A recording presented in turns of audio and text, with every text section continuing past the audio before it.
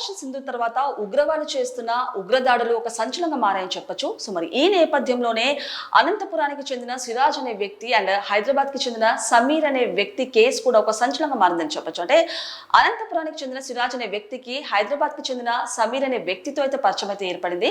So మరి ఈ క్రమంలోనే సిరాజ్ అండ్ సమీర్ కూడా ఉగ్రదాడి చేసేందుకు ప్రయత్నించారంటూ కూడా అప్పుడు వార్తలు అయితే ఒక సంచలనంగా మారాయని చెప్పొచ్చు. అంటే అనంతపురానికి చెందిన సిరాజ్ అనే వ్యక్తి అమెజాన్ లో చూసుకుంటే భారీగా టిఫిన్ బాక్స్ కానివ్వండి, వైర్లు కానివ్వండి అనే రిమోట్ సెన్సార్స్ కూడా భారీగా కొనుగోలు చేసినట్టు తెలుస్తుంది. అండ్ పేలుడు పదార్థాలు అమోనియం నైట్రేట్ అండ్ సల్ఫర్ లాంటి పదార్థాలు కూడా కొనుగోలు చేసినట్టు తెలుస్తుంది.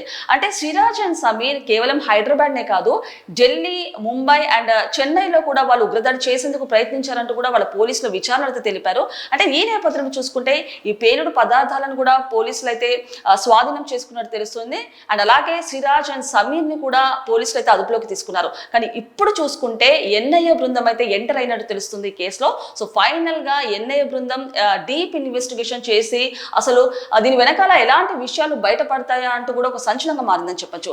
అంటే ఓ క్రమంగా చూసుకుంటే అంటే అనంతపురంది ఒక పక్కన పెడితే అంతకుముందు చూసుకుంటే ముంబై కేసు కూడా ఒక సంచలనంగా మారిందని చెప్పొచ్చు. అంటే ముంబైలో ఉగ్రవాదులు పోలీసుల అఫీషియల్ మెయిల్ ఐడికి అయితే ఒక మెయిల్ అయితే పెట్టారు. అంటే ఛత్రపతి శివాజీ ఎయిర్పోర్ట్ పేల్చేస్తామని, తాజ్ మహల్ హోటల్ పేల్చేస్తామంటూ కూడా వాళ్ళొక వార్నింగ్ మెయిల్ ఐడి అయితే పెట్టారు. దీనికి సంబంధించి అంటే అఫ్జల్ గురు అనే ఉగ్రవాదిని వాళ్ళు అనవసరంగా ఉరి తీశారు. సో మరి దానికి ప్రతీకంగానే ఇలాంటి చర్యలు చేపడుతున్నామంటూ కూడా వాళ్ళు చెప్పడం జరిగింది. సో ఈ క్రమంలో ఆ ఉగ్రవాదులను కూడా పోలీసులు అయితే అదుపులోకి తీసుకున్నట్టు జరిగింది. అంటే ఆపరేషన్ సింధూర్ తర్వాత స్లీపర్ సెల్స్ కానివ్వండి, లేకపోతే ఇలాంటి ఉగ్రవాదులు చాలా మంది యాక్టివేట్ అయినట్టు తెలుస్తుంది. అంటే మీకు గుర్తుందో లేదో, అంతకుముందు జ్యోతి మల్హోత్రా కేసు కానివ్వండి, బయ్యా సనీ యాదవ్ కేసు కూడా ఒక సెన్సేషన్ క్రియేట్ చేసినట్టు తెలుస్తుంది. అంటే జ్యోతి మల్హోత్రా కూడా అంటే ఒక ఇక్కడ ఇండియాకి సంబంధించిన జ్యోతి మల్హోత్రా ఒక గూఢాచారిగా భారత్ కి సంబంధించిన ఇన్ఫర్మేషన్ ని పాకిస్తాన్ కి చేరవేయడంలో ఒక ప్రధాన పాత్ర పోషించిన విషయం మనకు తెలిసిందే. అంటే అలాంటిది జ్యోతి మల్హోత్రా ఢిల్లీలోని పాకిస్తాన్ హై కమిషన్ ఆఫీస్ లో డానిష్ అనే వ్యక్తితో అయితే పరిచయం అయితే ఏర్పరచుకుంది. మరి ఈ నేపథ్యంలోనే డానిష్ సహాయంతోనే ఆవిడ పాకిస్తాన్ కి 2 సార్లు కూడా టూర్ వేసినట్టు తెలుస్తుంది. అంటే పాకిస్తాన్ వెళ్ళొచ్చిన తర్వాత కాశ్మీర్ ని కూడా ఆవిడ సందర్శించినట్టు తెలుస్తుంది. అలాగే కాశ్మీర్ లో కూడా ఏదైతే ప్రదేశాలు ఉన్నాయో లేకపోతే ఆ లొకేషన్స్ ఉన్నాయో తను మొత్తం క్యాప్చర్ చేసుకుని ఫోన్ లో ఒక వీడియోస్ కూడా తను పోస్ట్ చేసినట్టు తెలుస్తుంది. అంటే ఇండైరెక్ట్ గా అటాక్ చేయడానికి, లేకపోతే ఒక కాశ్మీర్ అనేది ఒక ప్లేస్, ఇది ఒక కరెక్ట్ ప్లేస్ అంటూ పాకిస్తాన్ వాళ్ళకి హింట్ ఇచ్చిందా అంటూ కూడా ఒక వార్తలు అయితే అప్పుడు కొంచెం సంచలనంగా మారాయని చెప్పొచ్చు. సో మరి ఈ క్రమంలోనే అంటే జ్యోతి మల్హోత్రా ఎప్పుడైతే పాకిస్తాన్ కి అయితే ఎప్పుడైతే తను వెళ్ళిందో విహారయాత్ర లాగా, అప్పుడు కూడా ఒక సెక్యూరిటీ, హై సెక్యూరిటీ కూడా తనకి ఇవ్వడం ఒక సంచలనంగా మారిందని చెప్పొచ్చు.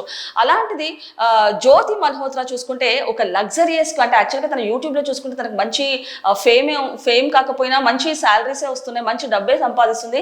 అలాంటిది కేవలం లగ్జరియస్ కోసము ఇలాంటివి చేయడము ఎంతవరకు కరెక్ట్ అంటూ కూడా అప్పుడు నెటిజన్లు అయితే ఫైర్ అయ్యారని చెప్పొచ్చు. అంటే మన దేశంలో పుట్టి మన దేశంలో పెరిగి ఇక్కడ ఇన్ఫర్మేషన్ అక్కడ ఇవ్వడం నిజంగానే చాలా మంది జీర్ణించుకోలేదు, చాలా మంది రక్తం అయితే ఉడికిపోయిందని చెప్పొచ్చు. సో మరి ఈ నేపథ్యంలోనే సౌదీ యాక్ట్ కూడా అమలు చేయాలంటూ కూడా అప్పుడు నెటిజన్లు కూడా ఫైర్ అయ్యారు. ఏదంటే సౌదీ యాక్ట్ ఏదైతే హ్యాంగ్ చేసే యాక్ట్ ఉందో యాక్ట్ కింద తనను చంపేయాలంటూ కూడా చాలా మంది కూడా చెప్పడం జరిగింది. అంటే జ్యోతి మల్హోత్రాది పక్కన పెడితే బయ్యా సన్నీ యాదవ్ కేసు కూడా ఒకప్పుడు సంచలనంగా మారిందని చెప్పొచ్చు. అంటే బయ్యా సన్నీ యాదవ్ వచ్చేసి 2 నెలల పాటు తన బైక్ రైడ్ ద్వారా పాకిస్తాన్ కి వెళ్ళడం జరిగింది. ఎప్పుడైతే కాశ్మీర్ అటాక్ మన దగ్గర జరుగుతుందో ఆ టైంలో బయ్యా సన్నీ యాదవ్ అక్కడ ఉండడం జరిగింది. అంటే బయ్యా సన్నీ యాదవ్ యాక్చువల్ గా అక్కడ ఎవరితో సమావేశమయ్యారు అంటే చాలా మంది కొన్ని లింకప్స్ తోటి కానివ్వండి, లేకపోతే పాకిస్తాన్ లో కొంతమంది నేతలతో సమావేశమయ్యారంటూ కూడా ఒక వీడియో అప్పుడైతే సంచలనంగా మారిందని చెప్పొచ్చు. అంటే ఈ నేపథ్యంలో చూసుకుంటే యాక్చువల్ గా బయ్యా సన్నీ యాదవ్ 2024లో చూసుకుంటే 41 వీడియోస్ మాత్రమే తీశాడు. సో అలాంటి దానికి సోర్స్ ఆఫ్ ఇన్కమ్ కూడా ఎక్కడ కూడా ఒక వీడియో కూడా వైరల్ అవ్వలేదు. అలాంటిది సోర్స్ ఆఫ్ ఇన్కమ్ కూడా బయ్యా సన్నీ యాదవ్కి అసలు లేదని చెప్పుకోవచ్చు. సో మరి ఈ నేపథ్యంలోనే యాక్చువల్గా ఆయనకి ఒక లగ్జరియస్ జాక్వర్ కార్ ఉందని అండ్ అలాగే 3 స్పోర్ట్స్ బైక్స్ ఉన్నాయని అండ్ 6 అంతస్తుల బిల్డింగ్ ఉందంటూ కూడా అప్పుడైతే వార్తలు వచ్చాయి. మరి దీనికి సంబంధించి కొన్ని ఛానల్స్ కూడా చూపించాయని చెప్పొచ్చు. అంటే ఎక్కడ కూడా సోర్స్ ఆఫ్ ఇన్కమ్ లేదు, ఎక్కడ కూడా ఒక వీడియో వైరల్ అవ్వలేదు. అలాంటిది ఎక్కడి నుంచి ఇవన్నీ ఇంత లగ్జరియస్ కార్స్ కానివ్వండి, లేకపోతే బైక్స్ కానివ్వండి, ఇలా తన బిల్డింగ్స్ కానివ్వండి ఎక్కడి నుంచి వచ్చాయంటూ కూడా చాలా మంది అడగడం జరిగింది.